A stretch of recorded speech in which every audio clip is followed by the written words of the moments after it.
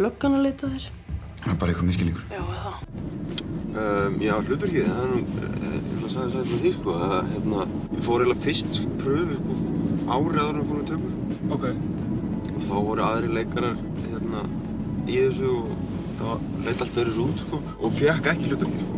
Bara passaði ekki einhvern veginn og var ekki að fíla það. Svo, þú veist, alveg einhverju hálfu ári seinna eða eitthvað, þá frétti ég verið út undan mér þegar ég bæ að það vanti ennþá í hlutverkið sem ég var að pröfa fyrir. Ok. Og ég bara krefst þess eiginlega að fá bara að koma aftur að því þá voru komin annar leikari, sko, þá var Gísli farinn að leika hinn bróðurinn, sko. Já. Þannig að ég krefst þess bara að fá að koma aftur og negli bara pröfuna. Þú veist, ertu að fara í pröfur fyrir erlend hlutverk líka?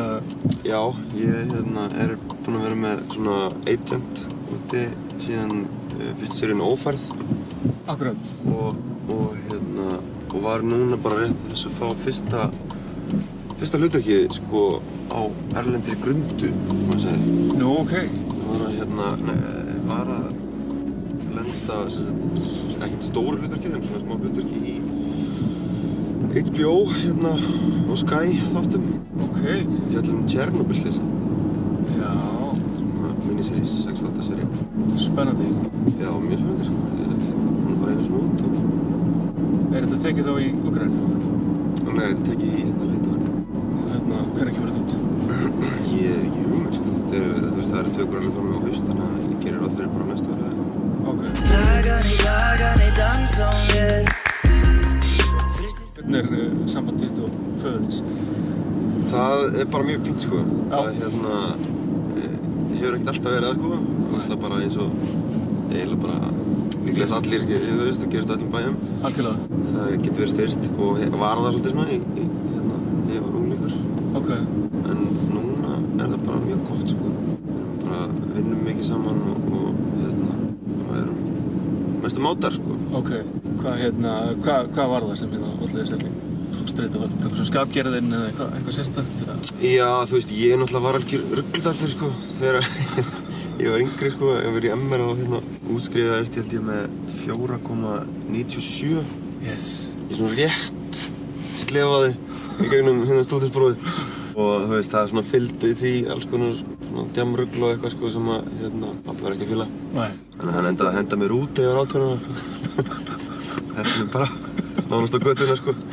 Og ég fór að leigja með einhverjum 2 sænskum stelpum einhvers staðar. Og vinna þarna á kaffbarnum á þessum tíma. En það var bara, það var hressandi, sko. Það ekki? Það var svona dálítil eldskýrt, sko, líka. En það, þú veist, ég veit ekki alveg hvort það hefði verið jafn næs í dag, sko, meðan við leiguverðið. Já. Það var alltaf gerlegt á þessum tíma, sko, en núna er þetta eiginlega svona, ég veit ekki, maður á að borga 150 skall á mánuði þegar maður er 18 ára, það er svona... Það er kannski ekki alveg sama dæmi. Nei. Nei, en ég meina, það er einhver sem á að sýna skilninga hvort djamma á kaffibarnum, er það ekki akkurat Baltasar? Jú, það kannski mynd hann óþægilega mikið á eitthvað. Og svona óþægilega líkt, kannski.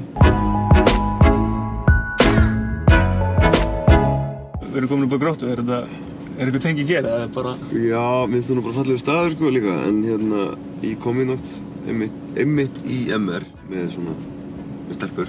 Já.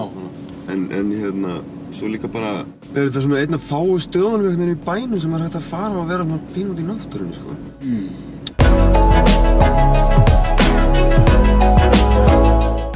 Hvað ein kvikmynd sem allir eiga að sjá og hvers vegna? Vá, það er öðru spurning, maður. Ég veit ekki, sko, mín svona all-time favorite eiginlega er Seven, sko. Detective William Somerset is looking for a way out. You're retiring. 6 more days and you're all the way gone. So how long have you lived here? Það er hægt að sjá hana, sko. Ok. Ég held að flestir séu búnir að sjá hana, en það er kannski ekki mjög frumleginn þar, sko. En hún er bara svo geðveik, sko. Vel gerð. Já. Ég heldur sem hún heldur góð.